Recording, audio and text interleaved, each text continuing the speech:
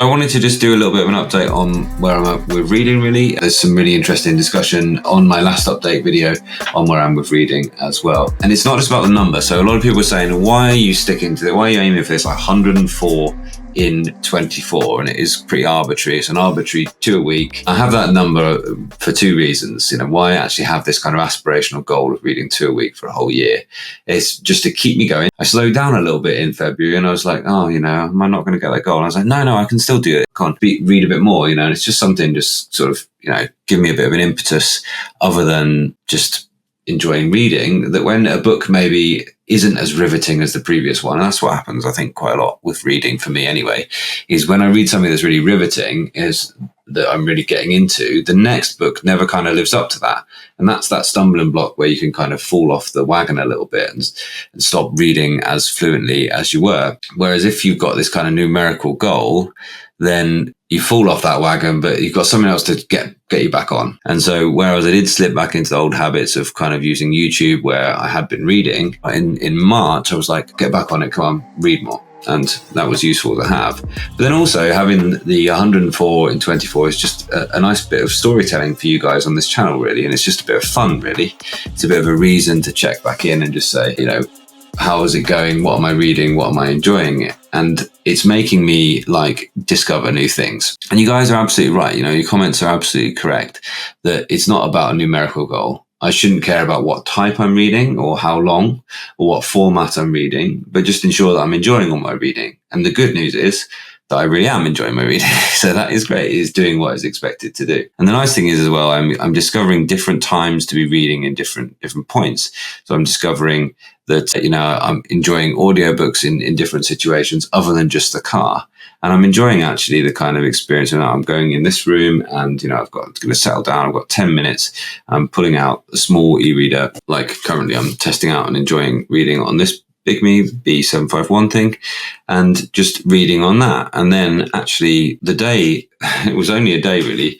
I was fitting in reading Wake, which was the one previously here about the female slaves who rose up to the female women-led revolts, it's called. And it was great. And I sort of consumed it in a day and I was just trying to fit in every 5 minutes. And I was reading sometimes on my OLED phone, just pulling out and zooming in and reading bits and then syncing back to the same place here on the big Kindle and really enjoying it, and just finding those bits of time to read. And that's what it's all about for me, really. It's not, I don't care what type it is, but it's a good discussion. I personally think that audiobooks are just as valid as reading normal books. But it's different to reading normal books. And now discovering reading here on this screen and this recommendation of this book from the 50s, which has had a second edition, there is How to Read a Book. And I was like, I have no idea this thing exists. And, this is why to do this and have this numerical goal is just to have that conversation that actually I put out that content about what I'm reading and why I'm trying to get to 104 and prove to my wife that I can actually read 2 a week for an entire year.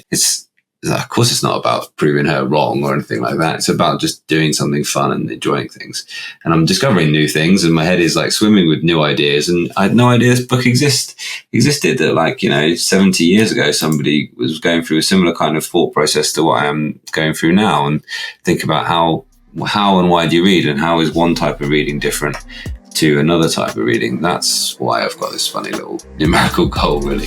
And I'm enjoying sharing it all with you guys as well. So I'm going to talk very briefly about Hermann Hesse, which is a massive discovery for me. Anyone read any Hermann Hesse out there? And Staedtler is something you can get for free on Kindle Unlimited, and there's a link to Kindle Unlimited. You can do a free trial for that from my link in the description as well. And you can just read this for free, but all the Hermann Hesse stuff you can get for absolutely basically nothing on Kindle anyway. There's this passage where Staedtler is with the ferryman. They're simply listening to this river and there's this amazing kind of crescendo and you're kind of you're lost in the words. And I remember reading this and thinking these words are like the waves, although it's a river rather than a wave, but the words are like the water and they're sort of overtaking things. They're flowing over these two people. And then the ferryman walks off, besides that's him. And then he finally reaches this perfection, enlightenment, and he's kind of concluded, somewhat ironically really for what an amazing writer that Hermann Hesse is, he's kind of concluded that the meaning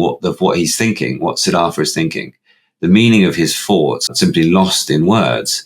Whenever he tries to put that out there as words, and it gets diluted and it sounds false and it's wrong because of that. And that's actually what happens. So when he meets a sort of previous Buddha, he meets somebody and he's disappointed with that teaching. He's disappointed with the teaching of others.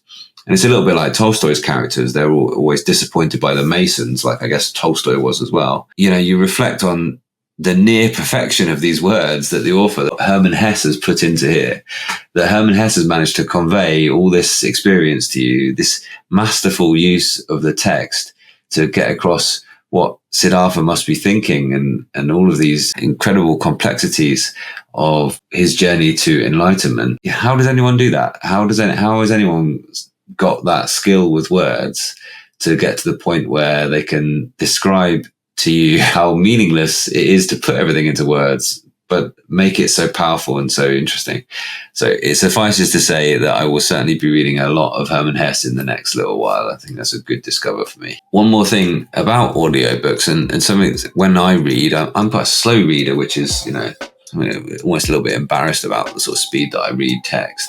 But actually what I think it is I read aloud in my head, if that makes sense. I sort of voice act in my head. And I think that's quite good as well, because I get a kind of grip and I get a kind of voice in my head of this kind of narrator. But that's not a fast way to read. So one thing about reading is, sometimes you want to read quickly and you can read in a way where you like hardly move your eyes, and it's not quite skim reading, but like the fewer times you can move your eyes down a page, the quicker you'll go.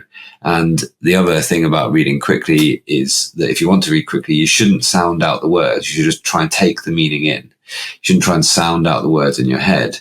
But when I do that, I don't enjoy it as much. And I don't think I get as deep a kind of intimate knowledge of that. And what there is in that is a really good audiobook. And I'm talking about different formats for different times. A really good audiobook, of course, is well read and it's well acted. And then that's something of an improvement over actually reading the book itself. So a really good audiobook, which has got a good voice actor, then actually that's even better, in my opinion, than just reading for yourself.